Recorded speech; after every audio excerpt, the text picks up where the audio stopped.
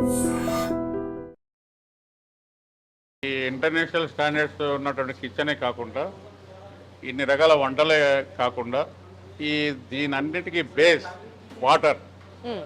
Water అనేది 100% usage అది. అయితే మామూలుగా ఏంటంటే జనరల్ కామన్ వాటర్ వాడతారు అందరూ. మేము అలా కాకుండా ఈసారి మినరల్ వాటర్ యూనిట్ ఒకటి పెట్టాము.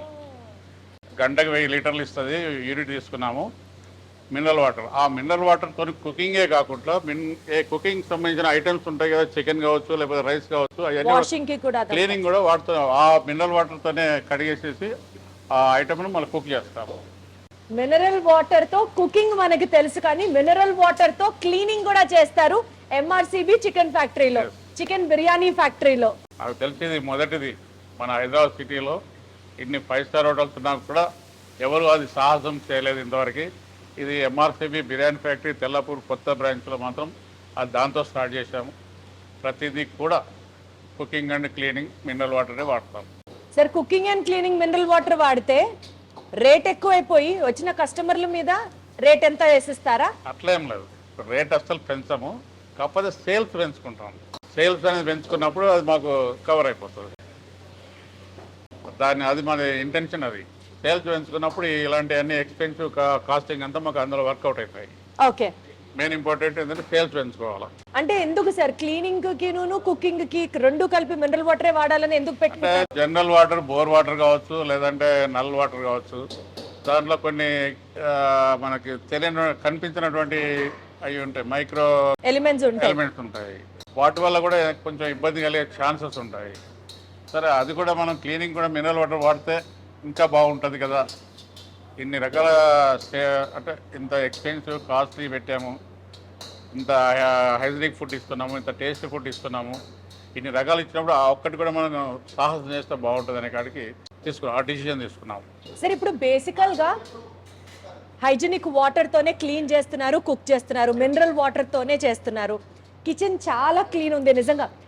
Open kitchen, see through kitchen పెట్టాలంటే చాలా ధైర్యం ఉండాలి, గట్స్ ఉండాలి.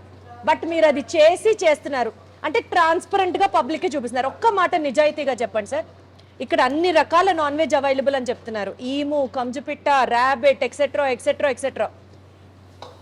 కస్టమర్ ఆర్డర్ ఇస్తే మీరు ఆర్డర్ తీసుకొని తయారు చేయాలి అని అంటే మీ దగ్గర కొంత నిలవ ఉంటుందా?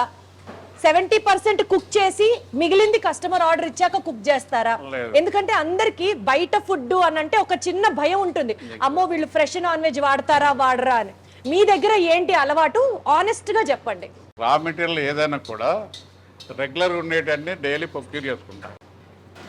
ఇక సీ ఫుడ్స్ అంటే ఎక్కడైనా ఏ హోటల్ అయినా కూడా 1-2 డేస్ బిఫోర్ స్టోర్ చేసుకోవాల్సిందే. ఫ్రాన్స్ అన్నా, ఫిష్ అన్నా, క్రాబ్ అన్నా, ఇలాంటివన్నీ 1-2 డేస్ చిల్లింగ్ చేసుకోవాల్సిందే. అవి రిమైనింగ్ ఆల్ రా నాన్ వెజ్ ఫుడ్స్ అనేవి డైలీ మార్నింగ్ ప్రొక్యూర్ చేసుకుంటాం. వాటన్నిటి కొంత లిమిటెడ్ మ్యారినేట్ చేసి పెట్టుకుంటాం. డైలీ మనకు తెలుస్తుంది ఎంత మూవ్ అవుతుంది, ఎంత మూవ్ అవ్వట్లేదు. ఆ మూవ్ అయినంత వరకు ఆ రా మెటీరియల్, ఫ్రెష్గా వచ్చినటువంటి రా మెటీరియల్ మసాలా మ్యారినేట్ చేసుకొని పెట్టేస్తాం. అది 1-3-4 అవర్స్ మ్యారినేట్ అయిందంటే ఇంకా కుకింగ్ అది టేస్ట్ ఫ్లేవర్ పెరుగుతూ ఉంటుంది. అవును, భయంకరంగా పెరుగుతూ ఉంటుంది. అది ఆ టైప్ మెయింటైన్ చేస్తూ ఉంటాం. కాబట్టి మేము బిఫోర్ తీసుకొచ్చి నిలబెట్టుకునేంత లేదు. ఈ సీ3 కిచెన్కి తగ్గట్టుగానే మేము కూడా అవన్నీ పాటిస్తున్నాం. కొద్దిగా కష్టమైనా కూడా పాటిస్తున్నాం. యాక్చువల్లీ కష్టమే, బట్ స్టిల్ మీరు పాటిస్తాను అని చెప్తున్నారు.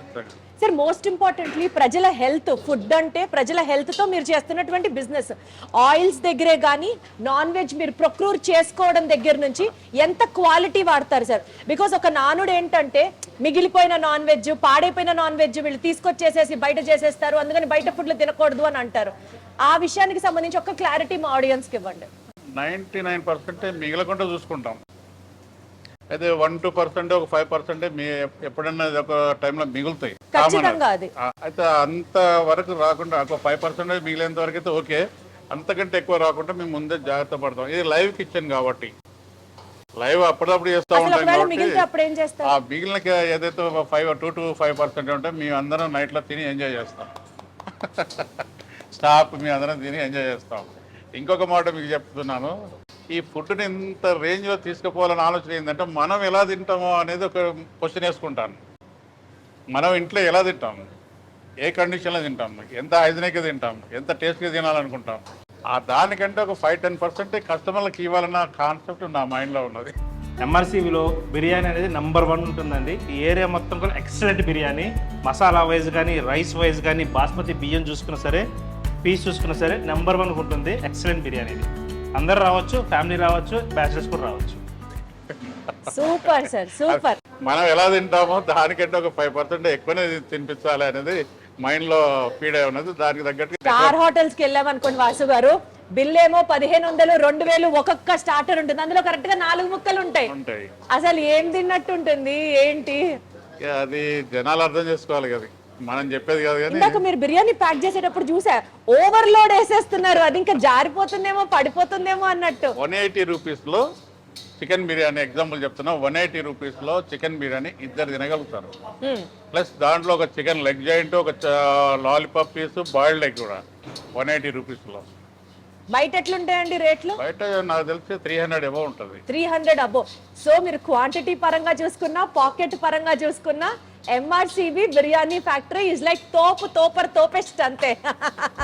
అండి ఎంఆర్సీబీకి 31st రోజు ఓపెన్ అయిందని రీసెంట్గా తెలిసి. ఇంతకుముందు ఆఫీస్ దగ్గరలో ఉండే, అక్కడ మేము ఒక బాండ్ టైప్ పెట్టేసి ఎవ్రీ వీకెండ్ అక్కడికి వెళ్ళాలని డిసైడ్ అయిపోయి అక్కడ వెళ్తున్నాం. అన్ఫార్చునేట్ అక్కడ నుంచి ఇక్కడ షిఫ్ట్ చేశారు. ఇది తెలియక మేము రాలేదు, ఇప్పుడు తెలిసింది. ఈరోజు థర్డ్ డే కంటిన్యూస్గా రావడం. ఫ్రెండ్స్కి తెలగానే వాళ్ళు ఇలా వెళ్దాం అని మాట్లాడేసుకొని తీసుకొచ్చారు. కానీ ఎంఆర్సీబీ బిర్యానీలో చాలా సూపర్ అండి. మా ఆఫీస్లో అందరు లవ్ చేస్తారు.